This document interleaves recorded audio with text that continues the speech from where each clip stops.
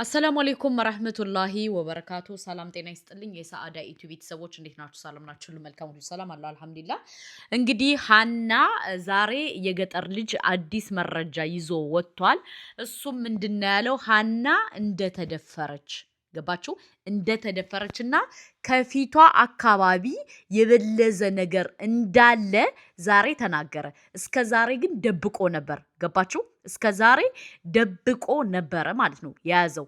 አሁን ግን ጥፍርቅ አድርገው ሲይዙት ይህን ነገር ተናግሯል። ውዶቼ፣ ማሮቼ፣ ፍቅሮቼ በመጀመሪያ ደረጃ እውነት ለመናገር በሱ ከመፍረዳችን በፊት አስተውለን እንይ ማለት ነው። አሁን እኔ እንደተረዳሁት ከዛ መንገድ ላይ ምንም ነገር መቆም ሆነ ማለት ሆነ አትችሉም ይመስለኛል። መንገዱ ሲያወሩት በጣም የሚከብድ መንገድ ነው መሰለኝ እንግዲህ እነሱ ሲያወሩ።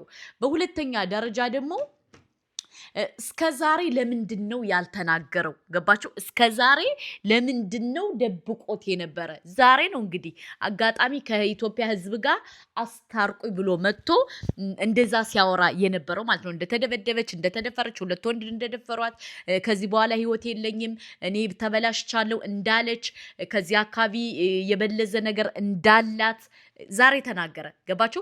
እስከ ዛሬ ለምንድን ነው ደብቆት የነበረው? እስከ ዛሬ ለምን ደበቀ? ገባችሁ?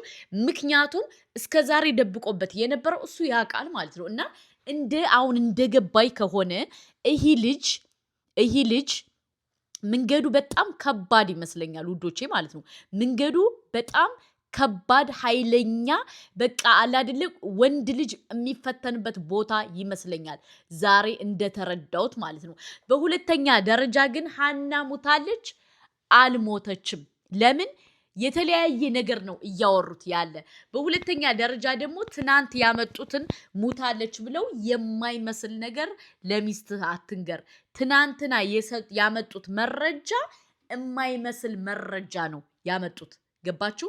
የማይመስል የማይሆን አጀንዳ ነው ይዘው የመጡት። ተረዳችሁ? ስለዚህ ይህ ነገር በደንብ መታየት አለበት ነው ትልቁ ፖይንት። ገባችሁ? በሶስተኛ ደረጃ ደግሞ የሚከብድና የሚገርመኝ ነገር ለምንድነው ይሄ ነገር እንትን እንዲል የፈለገው ማለት ነው። አላቅም እንግዲህ 15 ሰዎች አሉት የተክላይ ከዛው የሚደፍራቸው የሚላቸው እየተመረጡ ህፃኖች ናቸው። የተክሌ ሚስቶች 15 ሴቶች አሉት ማለት ነው፣ ተመርጠው የሚቀሩ። በሶስተኛ ደረጃ ደግሞ እንግዲህ የገጠር ልጅ አብረውት የነበሩትን 5 ወንድ ሰዎችም ስልክ ሰጥቷል ማለት ነው። እንግዲህ ለምን አጀንዳው የኢትዮጵያ ሕዝብ ይቅርታ ለመጠየቅ ስለፈለገ ነው። ምክንያቱም የኢትዮጵያ ሕዝብ ተነስቶበታል፣ ይቅርታ መጠየቅ የለበትም፣ ወደ ኢትዮጵያ ዲፖርት መደረግ አለበት ብለን አብዛኞቻችን ሴቶች ቪዲዮ ስንሰራበት ጀለሴ አለሳልሶ መጣ ማለት ነው። ገባችሁ? አለሳልሶ የመጣበት ምክንያት ምንድን ነው?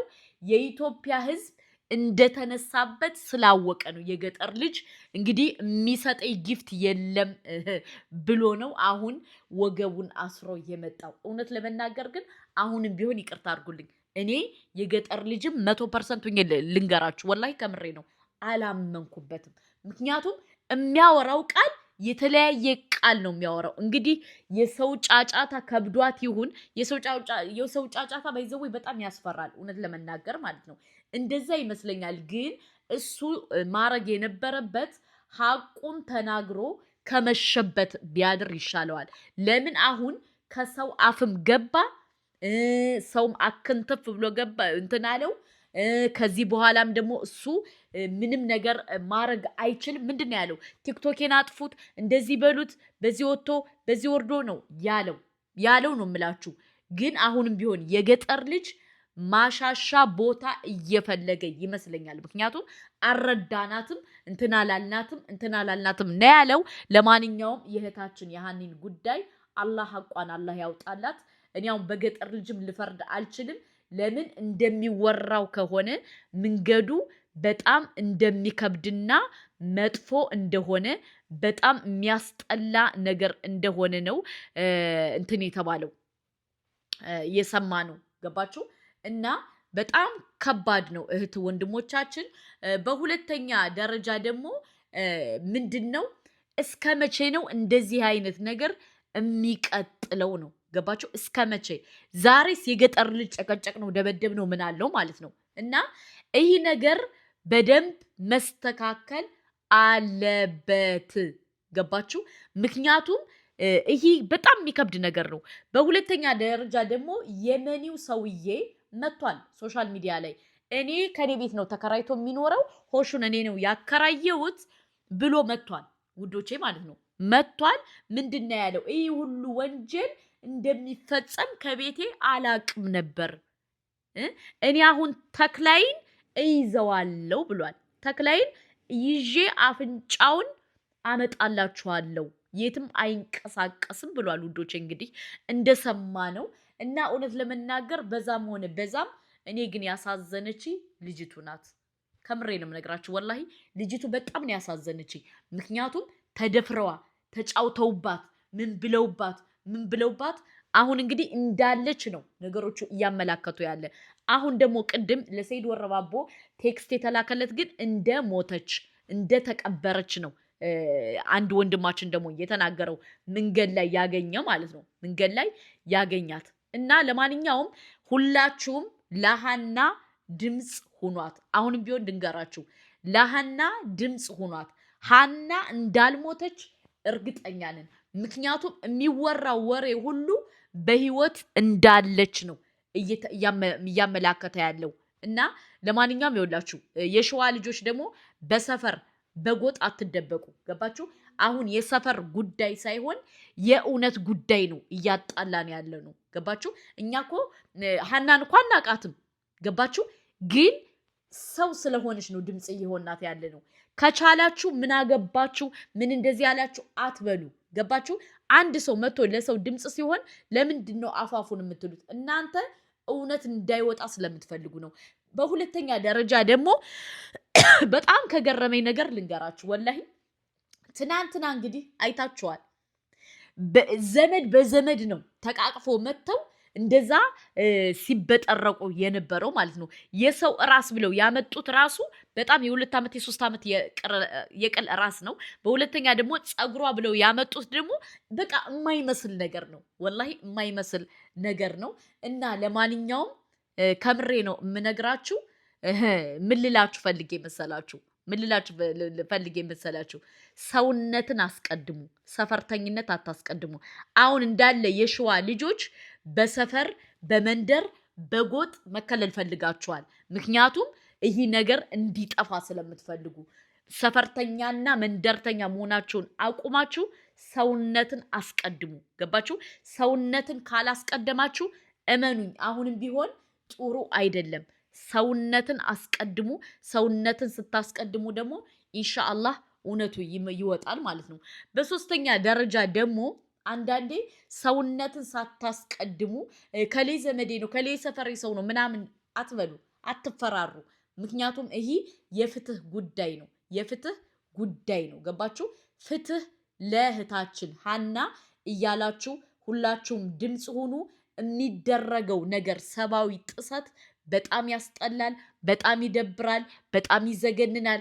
ሴቶች ሁላችሁም ከሃና ጎን መቆም አለባችሁ። ፍትህ ለሃና፣ ፍትህ ለእህታችን፣ ፍትህ ለሚደፈሩ እህታችን። በየቦታው እየተደፈሩ ያለው በየመን እህቶቻችን እያላችሁ ፍትህ ጠይቁ፣ እውነትን ጠይቁ። ገባችሁ?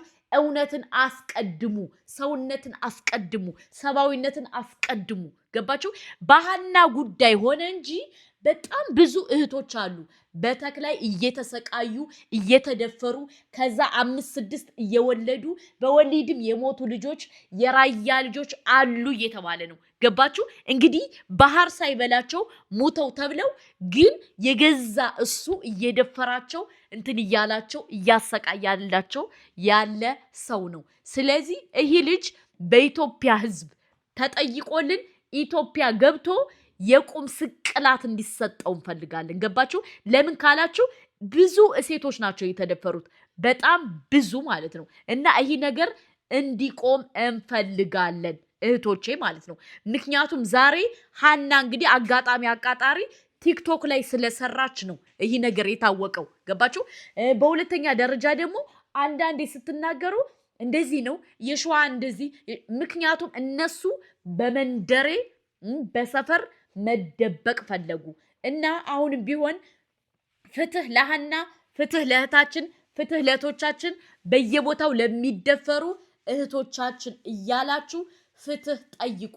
እነዚህ አረመኔ ደላላዮች አስረግጬ ልንገራችሁ፣ ወላሂ አሁን ካልተከራከራችኋቸው ነገ ወዲያ የእናንተ ልጆችም እንደሚደፍሩ አምሪል። ገባችሁ? ምክንያቱም የለመዱ ደፋሪ ገዳዮች ናቸው። እናንተ እውነትን ፈልጉ። እውነት መቼም አትበጠስም። ገባችሁ? ዛሬ የገጠር ልጅ እንዲህ ሲል የነበረው ለምንድን ነው? በደንብ ጠንቅቆ ስለሚያቅ ነው። ገባችሁ? በደንብ ጠንቅቆ ስለሚያቅ ነው። በደንብ አድርጎ ምን ማለት ነው ይደላላ።